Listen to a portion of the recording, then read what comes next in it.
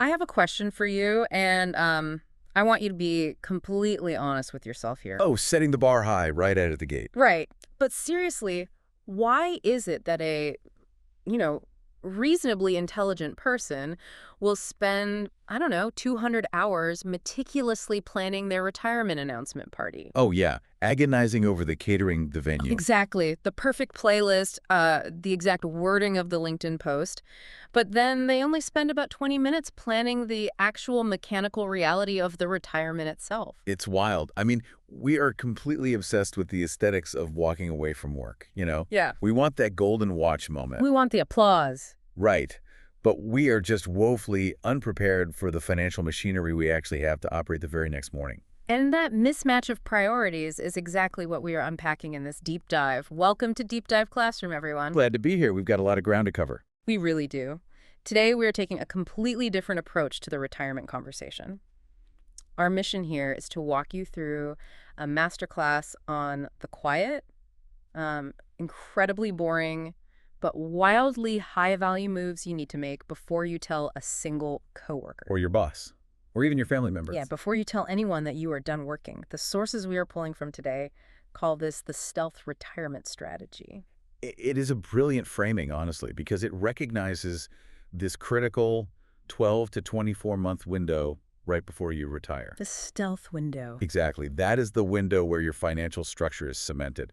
And, I mean, this isn't about buying a boat or finding some magical wealth hack, right? The magic loopholes here. Right. This is about quietly reorganizing your entire financial life while you still have the mental clarity to do so. So to all our deep divers out there, settle in and think along with us today. Look at your own roadmap as we go through this. I actually want to start with the psychology of this stealth phase, if that's okay. Oh, absolutely. The psychology is where it all starts. Because why is the actual announcement of your retirement considered a trap? I mean, shouldn't we celebrate finishing decades of hard work? Well, sure, celebrating is fine, but the timing is the trap. The exact moment you tell people you are retiring, your calendar and your mental space instantly fill up. Like, immediately. Immediately. People start planning trips for you. Family members realize you suddenly have free time, and they ask for help with childcare or, home renovations. Oh, man, you essentially become the town's newly available asset. That is exactly what happens. Yeah. And your brain shifts from objective, long-term strategic planning into pure social and emotional reaction mode. You're just managing everyone else's expectations. Right. It becomes almost impossible to sit down and do complex math when you're constantly managing everyone else's excitement about your new free time. Yeah. That is why the heavy lifting has to happen in the shadows. That makes perfect sense. I mean, you need the quiet. And honestly, the heaviest lift of all seems to be figuring out how to actually take money out of your account. Oh, the withdrawal sequencing. Yes. Yeah, the source material spends a ton of time on this. Because while you are working, the rule is painfully simple, right? Save as much money as you can and throw it into a 401k or an IRA. Just pile up. Right. But the minute you stop working, the entire rule book just flips. It does. Suddenly the question isn't how to put money in, but which account do I pull from, how much do I pull, and in what exact order. That is a massive mental pivot for people. I picture it like a giant game of Jenga. Oh, I like that. Yeah, like when you are saving, you're just stacking blocks, making the tower as tall as possible.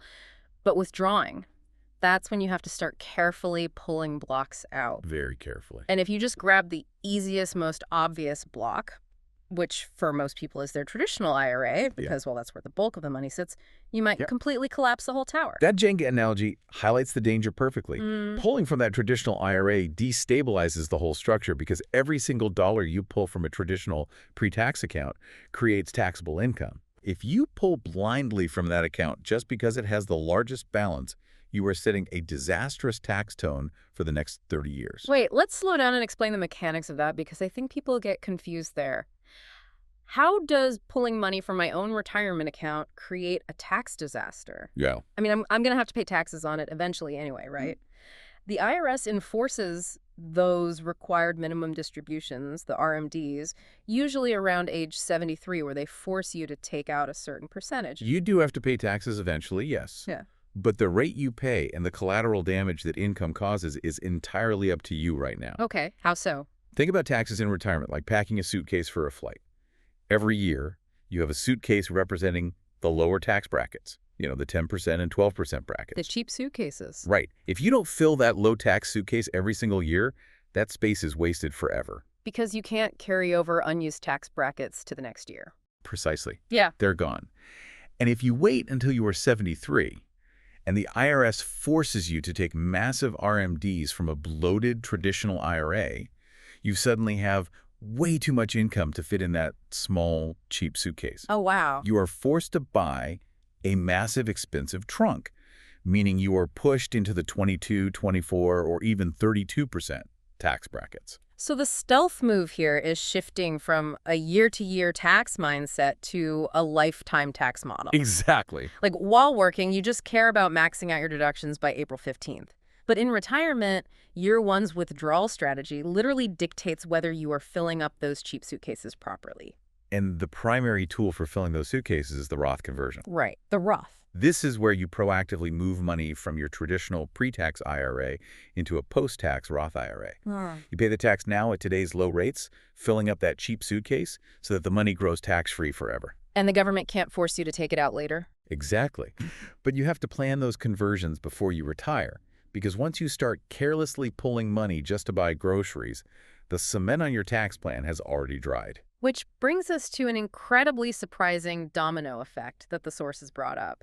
You mentioned collateral damage from creating too much taxable income. Yes. If you pull from the wrong accounts and accidentally spike your income, you don't just anger the IRS. You might instantly vaporize your health insurance. This is a connection that, honestly, most people just miss entirely.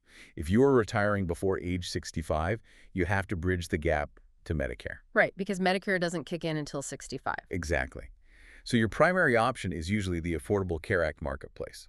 The subsidies you get on the marketplace, which can be worth tens of thousands of dollars, are strictly based on your modified adjusted gross income. So your Jenga strategy directly dictates your health insurance bill. It is a direct mathematical tether. If you manage your withdrawals correctly, maybe pulling some cash from savings, a little from a Roth, and only a very specific amount from the traditional IRA, you keep your taxable income low enough to unlock massive health insurance subsidies. Okay, but what if I mess it up?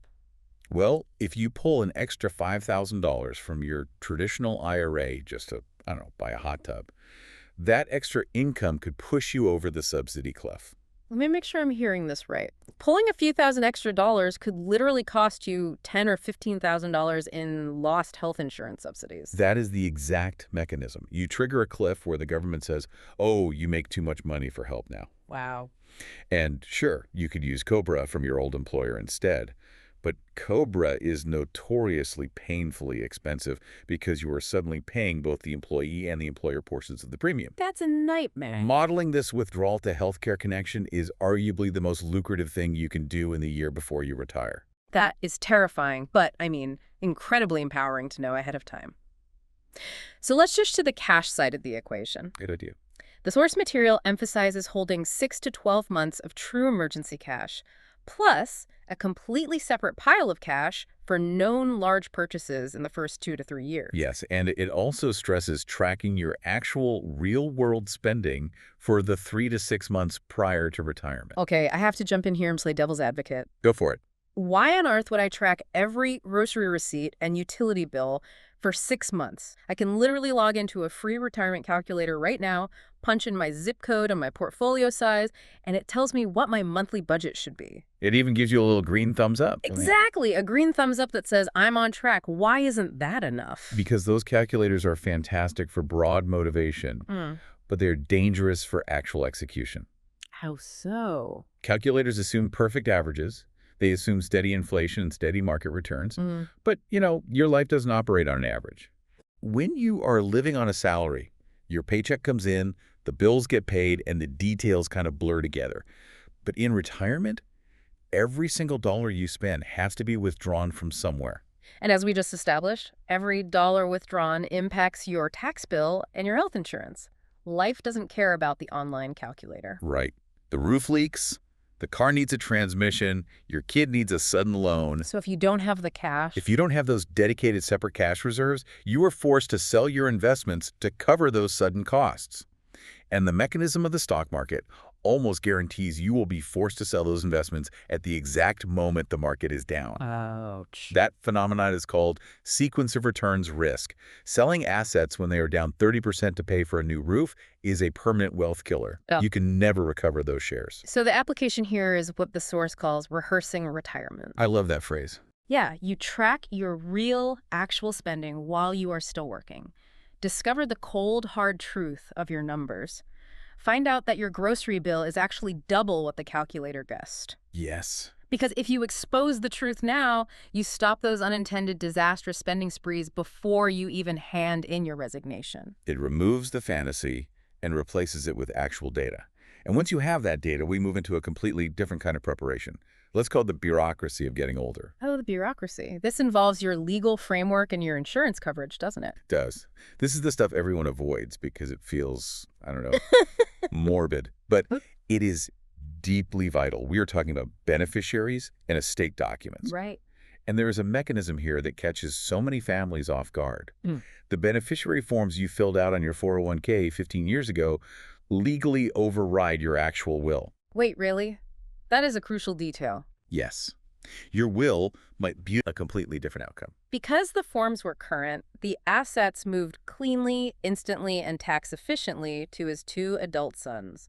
No court, no delay, just a 30-minute paperwork check. Checking your beneficiary designations is arguably the highest impact, lowest effort action on this entire stealth strategy list. For sure. And it goes hand in hand with updating your power of attorney and healthcare directives. If you become incapacitated and haven't designated who has the legal authority to make financial or medical decisions for you, the courts decide. And you definitely want the people you trust to hold that authority, not a random judge. Exactly. It's all about intentionality. Which naturally leads into the other defensive shield we need to check during this stealth phase: insurance. Ah, yes. Insurance. The goal here isn't necessarily to buy more coverage, but to right-size your coverage based on your new reality. Right, because the insurance you carried while working was built to protect your earning power. Once you retire, you have no earned income. Makes sense. So, disability insurance. It serves absolutely no purpose anymore. You can drop it immediately. Life insurance. Well, if your spouse is completely financially secure with the assets you've built and you have no dependents, you might not need to pay those hefty premiums anymore either. But, on the flip side, you have to boost the coverage that protects the wealth you've already accumulated. That requires looking closely at umbrella liability insurance. Okay, explain umbrella insurance for us. Umbrella insurance sits on top of your home and auto policies, and it protects your assets from a major lawsuit. A single lawsuit, say, a bad car accident, where you are at fault, can drain a multi-million-dollar portfolio surprisingly fast. It's just gone. Exactly. The author of our source material noted that their own umbrella premiums had recently doubled, but they emphasized that a few $100s a year is a cheap price to lock a steel vault around your life savings. So true. Okay, we've organized the withdrawals, we've protected the health insurance, we've locked down the legal forms, and we shielded the portfolio. We're doing great. Now we enter the final and, frankly, perhaps most complex phase of the stealth strategy: Social Security and the survivor plan. Social Security is fascinating because it is the one system everyone assumes they understand perfectly. Right. They just look at the statement. Most people look at their statement, see the projected monthly numbers, and simply pick the claiming age that gives them the biggest gross check. Well, logically, doesn't everyone just want the biggest monthly check? I mean, it's guaranteed income from the government. Why wouldn't I delay claiming until age 70 to maximize every single dollar? Because maximizing the gross check often maximizes your tax damage. Tax damage. That's a scary phrase. The strategy isn't about the biggest check from the government. It's about finding the claiming age that creates the least tax damage and the most long-term flexibility for your specific household. I think people hear tax damage regarding Social Security and just tune out, assuming their accountant will just handle it. How exactly does Social Security get taxed? Okay, the IRS uses a very specific formula called provisional income. Provisional income. Got it. To find your provisional income, you take half of your Social Security benefit and you add it to all your other income, like those withdrawals from your traditional IRA that we talked about earlier. Okay. If that combined number crosses a certain threshold, up to 85% of your Social Security benefit suddenly becomes taxable. So if you delay Social Security to get a massive check, but you are also pulling heavily from your IRA to pay for your lifestyle, you are spiking your provisional income. Exactly. You get a bigger check, but you are handing a massive portion of it right back to the IRS. And it triggers other stealth taxes, like IRMAA. Wait, IRMA, what is that? IRMAA is a surcharge that increases your Medicare premiums based on your income. Oh. So a higher Social Security check mixed with IRA withdrawals can push your income high enough to trigger IRMAA, meaning your Medicare costs skyrocket. Oh, wow. Yeah, when you factor in the taxes and the higher Medicare premiums, that maximized check shrinks dramatically. So Social Security timing has to be perfectly choreographed with your withdrawal plan. It's an ecosystem, not a standalone decision. Beautifully said. And this ecosystem approach flows right into the final and frankly most sobering concept we need to cover, the survivor plan. This requires looking at the grim but necessary math of what happens when one spouse passes away. It's hard to think about. It is. In many couples, one partner handles the finances, and the assumption is simply, we saved enough, the house is paid off, if I die, my spouse will be financially secure. But they haven't modeled the tax reality of a surviving spouse. And this introduces a mechanism that is truly terrifying if you aren't prepared for it. The widow's penalty. The widow's penalty is the mathematical trap that springs when default tax laws take over. Let's walk through the math. Walk us through it. Imagine a married couple whose combined income from Social Security and IRA withdrawals is $100,000. As a married couple filing jointly, that $100,000 keeps them safely in the lower 12% tax bracket. Very comfortable. Very. But then one spouse passes away. Immediately, one of the household Social Security checks disappears, usually the smaller one. Right, because you only get to keep the larger of the two. Correct. So let's say the household income drops to $80,000. It feels like they have less money coming in, so they should pay less in taxes, right? That would be logical. But they are no longer married, filing jointly. They are now filing as a single taxpayer. And the single filer tax brackets are roughly half the size of married brackets. So that $80,000 of income pushes the surviving spouse out of the 12% bracket and deep into the 22% bracket. Oh man, their tax rate nearly doubles. It does. And here is the absolute kicker. The surviving spouse still has to take the forced required minimum distributions on the combined traditional IRA balances. So the RMDs don't shrink just because there's one person? Nope. The IRS still demands its cut from the portfolio, but now all that forced income is being squeezed into a single, highly compressed tax bracket. They end up paying significantly higher total taxes on less overall income with one less person in the house to share the burden. Exactly. And if the traditional IRA balances are large, this isn't just a minor inconvenience for a year or two. This is a massive tax hemorrhage that can last for 15 to 20 years for the surviving spouse. That is just brutal. Yeah. So how does the stealth strategy fix this? It goes right back to the suitcase analogy and those Roth conversions. You use this quiet pre-retirement window while both of you are alive, and you still have access to those wide, married filing jointly tax brackets to systematically convert traditional IRA money to Roth IRA money. Pay the taxes now. Yes, proactively pay the taxes now at 12 or 22% so your surviving spouse isn't completely crushed by single filer taxes later. It is about protecting the person you love from a quiet mathematical problem that is just lurking in the background. If you can fix it now while the solution is cheap, you really have an obligation to do so. That is the heart of this entire philosophy. Well, we have covered massive ground today, from Jenga towers of withdrawals to the grim math of the widow's penalty. Let's synthesize this. Can you give us the ultimate 60-second takeaway from all this source material? I'd say the core truth is this. Retirement is not a date on a calendar, and it is certainly not an announcement party. It is a complex, systemic transition. Systemic transition. Yes.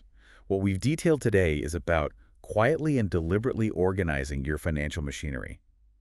It is about locking in a 30-year tax baseline, navigating health insurance cliffs, updating legal shields, and running the survival math before the social noise begins. Getting it all done in the shadows. Doing these things in the shadows gives you the clear mental space to make objective, permanent decisions without the pressure of an audience. I love that. I want to leave you with a final, lingering thought to mull over today as you look at your own roadmap.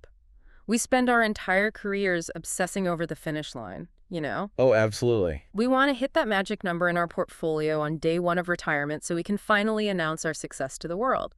But what if the true measure of a successful retirement isn't the size of your portfolio on day one? That's a paradigm shift right there. What if the real measure of success is the total, absolute absence of forced, panicked financial decisions on day 4,000? Day 4,000 is when the planning really pays off. It is the ultimate peace of mind. And that peace of mind is what we are all aiming for.